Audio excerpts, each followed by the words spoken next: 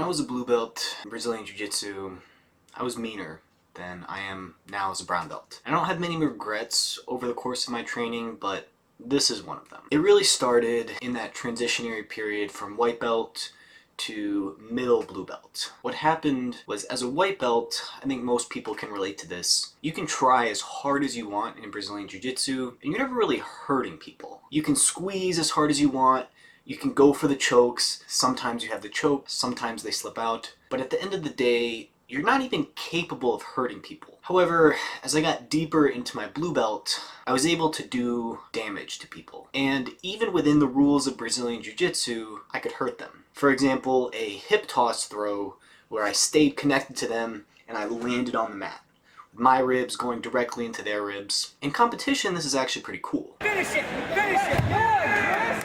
Beautiful! Because we're both trying as hard as we can to beat each other, but in the training room, not as cool. It's not to say you can't get hip throws, but to try to smash them into the mat as hard as you can, it's not cool. And that's one of my few regrets that I have when training Brazilian Jiu-Jitsu. I had a coach at the time who had similar experiences. He came up through MMA, and I spoke to him about it, and his mindset was this is sort of part of the process. I had a heart-to-heart with him one time when I talked about training with an older blue belt. I was a young individual in my early 20s, very fit, very in shape, and when doing specific throws, like maybe the outside trip against an older blue belt, there was sort of this dynamic where I could tell it was hurting him. Maybe not to the point where he was going to have actual damage, but it took something out of him every time he landed on the mat. His break falls weren't the best, he was sort of a heavier set individual, probably had an office job, you know, standard, regular guy type stuff. It's nothing against him. I was in my college days, I was a very heavy competitor, and I would put everything I had into those throws. I never really saw that guy again. You know, maybe he had other stuff going on. There's a bunch of things that could have happened, but I feel partially responsible for not seeing him again in Brazilian Jiu-Jitsu, and that sucks.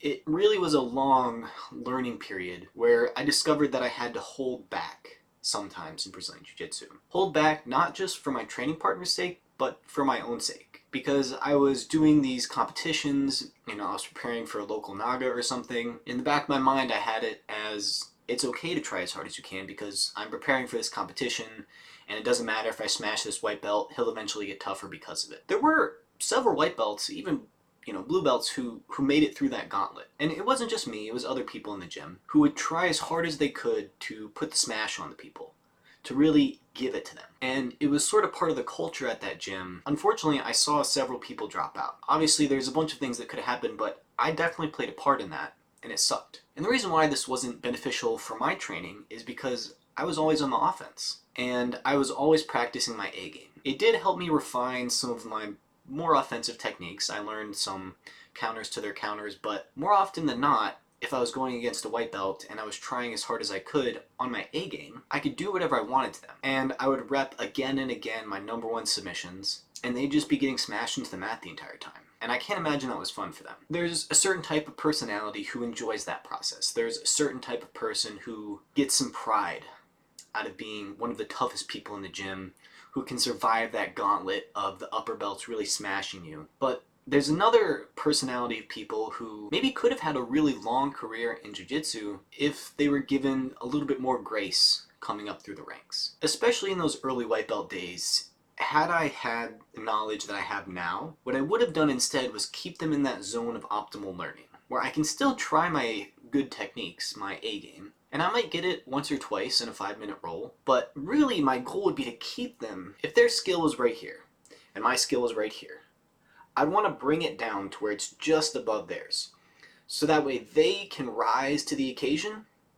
Maybe that's passing my guard, maybe that's getting close on a submission, and then I bring it up a level. And then they can rise to the occasion and I bring it up a level. Instead of starting here, where I just smash them into the mat again and again and again, keeping them in that zone of optimal learning is good for me too. It's good for you as well because you get to work on the aspects of your jiu-jitsu that maybe you can't practice as often. If you don't ever put yourself in a bad position, you're not going to work that defense as often. But on a longer time horizon, if you keep people in the zone of optimal learning, you're going to get more training partners who are better, who understand your game more. And when you get to work with training partners who deeply understand your game, you're going to be able to develop a meta with them. I'm not talking about the VR goggles, I'm talking about a specific set of counters to counters.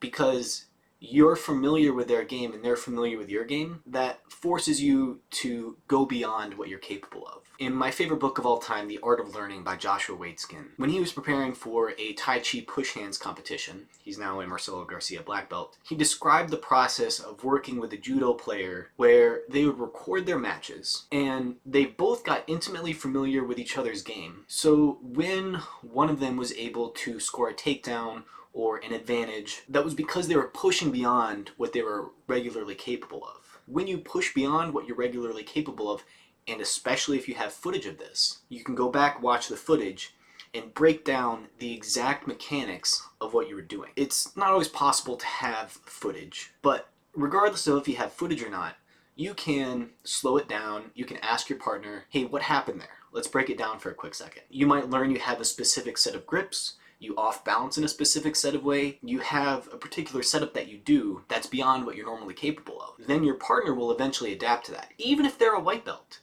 You can get in specific positions with white belts where they get really, really good. And even if you're an upper belt, they can give you a hard time if they're aware of your game, if you've been practicing that position for a while, and you sort of let them on to what you're doing. And that's way better than what I was doing as a blue belt, where I was just smashing people as hard as I possibly could into the mat. And my biggest regret is the people that I trained with that stopped training. Now, I'm never solely responsible, no one is solely responsible for someone stopping to train jiu-jitsu, but I certainly played a part in that, and that hurts.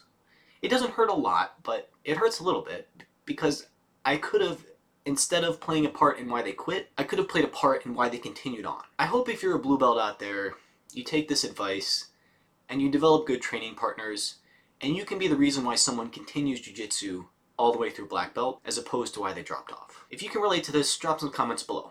I love reading them. Peace.